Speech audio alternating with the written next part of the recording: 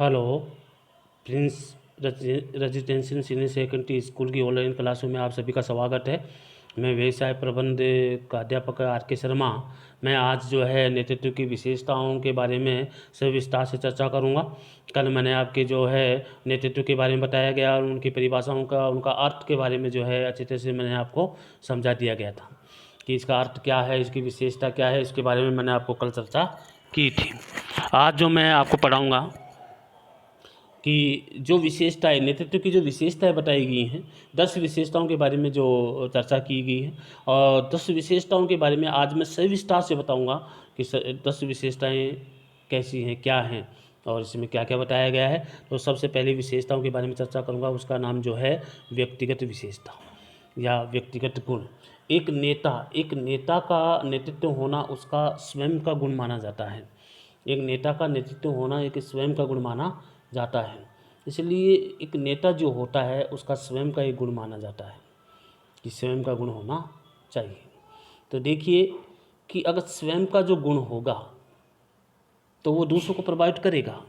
इससे उसका व्यवहारिक गुण माना गया है कि स्वयं व्यक्तिगत गुण माना गया है, स्वयं का गुण माना गया है, तो उसको व्यवहारिक गुण भी माना जाता है ताकि दूसरे लोग उसके व्यवहार से प्रभावित हो सके, क्योंकि एक नेता अपने व्यवहार से अन्य व्यक्ति को प्रभावित करता है। इसलिए सबसे बढ़िया तो ये माना जाता है कि उसमें जो व्यक्तिगत गुण जो है होना चाहिए। इसलिए व्यक्तिगत गुण महत्वपूर्ण माना जाता है कि उस व्यक्ति में अगर व्यक्तिगत गुण अच्छा होगा, उसका व्यवहार अच्छा होगा। इसमें बताया कि व्यवहारिक गुण माना गया है। अगर उसका व्यवहार अच्छा होगा तो अन्य लोग भी उससे प्रभावित होंगे, तो अन्य व्यक्ति भी उससे प्रभावित होंगे और उसी आधार पर वो अपने व्यक्तित्व के आधार पर, अपने व्यक्तिगत गुण के आधार पर ही दूसरों का मार्गदर्शन करता है। दूसरा जो इसमें बताया गया है अनुयायी। नेतृत्व में एक नेता के अधीन अनुयायी होने चाहिए कि उसके भक्त होने चाहिए, उसको जो है उसकी तरफ आकर्षित करने वाले व्यक्ति होने चाहिए, उसके गुणों के प्रति आकर्षित होने वाले व्यक्ति होने चाहिए। अगर अनुयायी होंगे, अधिक से अधिक अनुयायी होंगे, तो उसका नेतृत्व बहुत अच्छा होगा। इसके बिना अनुयायियों के नेता की कल्पना नहीं की जा सकती। अगर अनुयायी नहीं होंगे तो नेता की कल्पना नहीं हो सकती, क्योंकि अधीनस्थ और अनुयायी होने पर ही उसका नेतृत्व किया जा सकता है। इसलिए कह रहे हैं कि अनुयायी अधिक से अधिक होने चाहिए।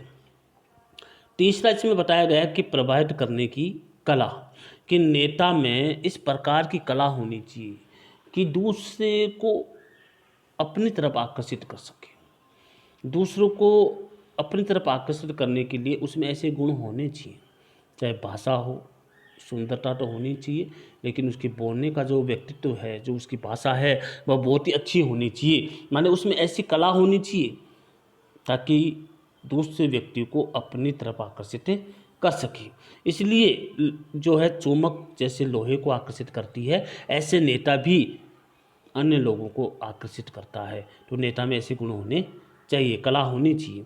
नेता में अपने अनुयायियों को प्रभावित करने की ऐसी कला हो जिससे वह स्वेच्छा से उनसे कार्य करवाया जा सके। अगर ऐसी कला होगी, अच्छी कला होगी, तो वो अपनी स्वेच्छा से अच्छे कार्य करवाए जा सकते हैं या अपने अनुसार कार्य करवाए जा सकते हैं। तो उसमें प्रभावित करने की कला होनी चाहिए। तो अगर नेता में प्रभावित करने की कला होगी तो बहुत अच्छा होगा, और प्रभावित करने की कला से ही उस व्यक्ति में अच्छे गुण देखने को मिलेंगे और उसको अच्छा नेतृत्व माना जाएगा।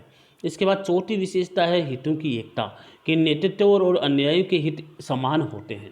कि नेतृत्व और अनुयायियों के जो हित हैं वो समान होने चाहिए, और समान होने चाहिए। अगर वो इसके हित अलग अलग होंगे तो वह नेतृत्व का कोई प्रभाव नहीं पड़ेगा। इसलिए कहा गया कि नेतृत्व के लिए अनुयायियों के नेता और अन्य नेतृत्व और उनके अनुयायियों के हित क्या होने चाहिए, समान होने चाहिए।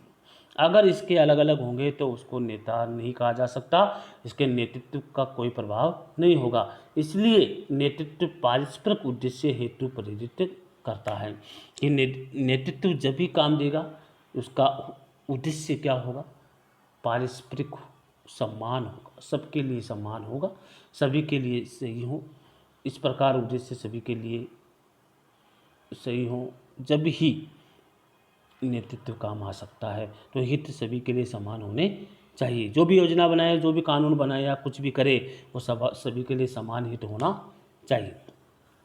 पांचवी जो विशेषता बताएगी, पांचवी विशेषता है नेतृत्व की क्षमता विकसित करना।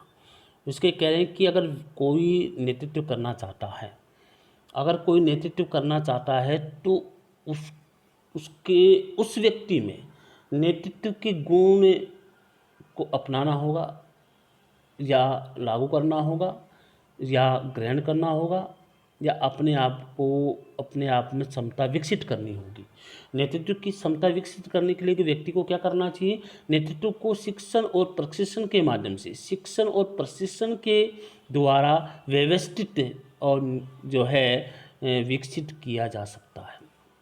ये कहा है अगर नेतृत्व के गुण आपको विकसित करने हैं, अगर नेतृत्व की गुण या क्षमता को विकसित करना है तो आपको क्या करना होगा, शिक्षण और प्रशिक्षण के माध्यम से, शिक्षण और प्रशिक्षण के माध्यम द्वारा व्यवस्थित और विकसित किया जा सकता है, व्यवस्थित और विकसित किया जा सकता है। और इसके लिए कार्य, वातावरण, अधिकार, पहलपन, आत्मविश्वास आदि तत्वों का होना बहुत ज़रूरी है।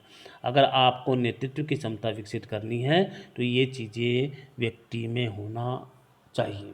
वातावरण अच्छा होना चाहिए, कार्य करने का वातावरण भी अच्छा होना चाहिए, और अधिकार होना चाहिए, और पहलपन भी होनी चाहिए, और आत्मविश्वास, कॉन्फिडेंट उसमें होना चाहिए। जब भी वो नेतृत्व की क्षमता को विकसित कर सकता है। लगन होनी चाहिए, उसको प्राप्त करने की लगन होनी चाहिए, इच्छा होनी चाहिए, जब ही वो नेतृत्व के गुण को पा सकता है या नेतृत्व की गुण की क्षमता को विकसित कर सकता है। तो उसमें क्या होना चाहिए, नेतृत्व की क्षमता विकसित करने की कैपेसिटी या उसकी क्षमता होनी चाहिए।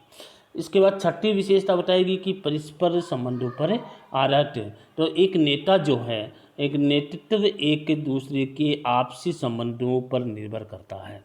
ये कह रहे हैं कि एक नेतृत्व जो है एक दूसरे के आपसी संबंधों पर निर्भर करता है, और यही संबंध अनुयायी व नेता व अनुयायी के मध्य होने चाहिए। इसलिए कह रहे हैं कि परस्पर संबंधों पर भी आधारित होना चाहिए। इसलिए एक नेता को अगर नेतृत्व प्राप्त करना है तो पारस्परिक संबंधों पर आधारित उसके व्यवहार होना चाहिए। इसलिए मैंने आज जो आपको 6 विशेषताओं के बारे में चर्चा की गई है, और 6 विशेषता है वो नेतृत्व को प्रभावित करती है, और 6 विशेषताएं जो हैं उसमें होनी चाहिए। एक नेता में, एक नेतृत्व में 6 विशेषताएं इसमें होनी चाहिए, और 6 विशेषताएं हैं वो उसको प्रभावित करता है। तो देखिए 6 विशेषताओं के बारे में मैंने आपके पास चर्चा की है। और सबसे पहले व्यक्तिगत गुण के बारे में बताया गया कि व्यक्तिगत गुण उसमें होने चाहिए। दूसरी विशेषताओं के बारे में बताया अनुयायी उनके होने चाहिए, और तीसरी विशेषता जो मैंने बताई प्रभावित करने की कला उसमें होनी चाहिए।